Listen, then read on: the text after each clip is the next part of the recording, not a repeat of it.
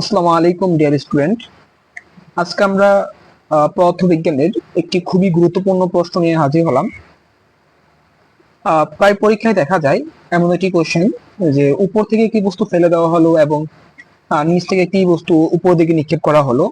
তারা একটি নির্দিষ্ট সময় পর মিলিত হবে কি না, বা হলেও কত উচ্চতা তারা মিলিত হবে, তো তারই ধারাবাহিকতায় আমরা একটি প্রশ্ন নিয়ে হাজির হলাম। সেটি হলো 600 মিটার উচ্চতা হতে একটি বস্তু নিচে ফেলে দেওয়া হলো, একই সময়ে অন্য একটি বস্তু 120 মিটার বেগে উপরে নিক্ষেপ করা হলো। ভূমি থেকে কত উচ্চতায় বস্তু দুটি মিলিত হবে তা আমাদেরকে নির্ণয় করতে হবে। তো যেহেতু এখানে আমাদের একটা বস্তু উপর থেকে পড়তেছে এবং নিচ থেকে একটি বস্তু উপরে উঠতেছে, তাহলে অবশ্যই একটা নির্দিষ্ট সময় পর তা মিলিত হবে। তো ধরে নিলাম যে উপরের বস্তুটা টি সময় পর এবং নিচের বস্তুটাও টি সময় পর তারা পরস্পর কি হবে, মিলিত হবে। আর যেহেতু কত উচ্চতা মিলিত হবে, সেও ধরে নিলাম যে আমাদের প্রথম বস্তুটা ভূমি থেকে এক্স মিটার উচ্চতায় কি হবে, মিলিত হবে। তাহলে আমাদের টোটাল যে দূরত্ব আছে সেটা হচ্ছে আমাদের 600 মিটার। তাহলে যদি ভূমি থেকে এক্স মিটার উচ্চতা হয়, তাহলে বাকিটা কি হবে, আমাদের 600 মাইনাসে এক্স হবে।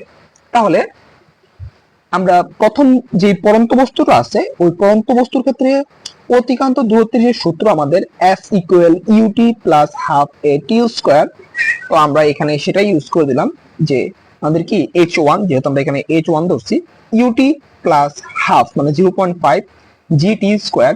এখানে প্লাস হওয়ার কারণ হচ্ছে আমাদের বস্তুটা যে পড়তেছে উপর থেকে সেটা অভিকর্ষ বলের দিকে পড়ছে, তো সেহেতু আমাদের এখানে জি কি হবে, প্লাস হয়ে যাবে।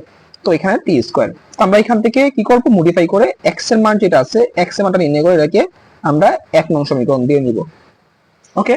তো সিমিলারলি আবার দ্বিতীয় যে বস্তুটা আছে যেটা আমরা নিচে থেকে নিক্ষেপ করছি উপর দিকে, তো ওই বস্তুটার ক্ষেত্রে আমরা কি নির্ণয় করবো, আবারও অতিক্রান্ত দূরত্ব নির্ণয় করবো। তো তার দূরত্ব কি, H two equal UT minus half GT square. এখানে মাইনাস হওয়ার কারণ হচ্ছে বস্তু যখন নিচে থেকে উপরে উঠে তখন সে অভিকর্ষ বলের বিরুদ্ধে কাজ করে, তখন আমাদের যে অভিকর্ষ ত্বরণ আসে সে কি হয়ে যায়, মাইনাসের হয়ে যায়। তো এখানে আমাদের ইউটি মাইনাস হাফ জি টি স্কোয়ার। তো এখানটা আমরা একটা এক্স ভ্যালু পাইলাম যে আমাদের এইচ টু হচ্ছে এক্স, তাহলে এক্স আমরা এই এক্স এর থেকে অবশ্যই চাইলে 600 মাইনাসে 4.9 ইউটি স্কোয়ার বসাতে পারি, বসাই দিলাম।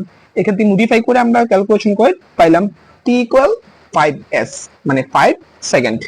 তো আমাদের এই দুইটা বস্তু, যেটা পরন্ত বস্তু এবং নিক্ষিপ্ত বস্তু, দুইটা বস্তু প্রায় 5 সেকেন্ড পর তারা পরস্পর কি হবে, মিলিত হবে। ধরো এখানে মিলিত হলো, যেটা আমাদের কি এস উচ্চতায়।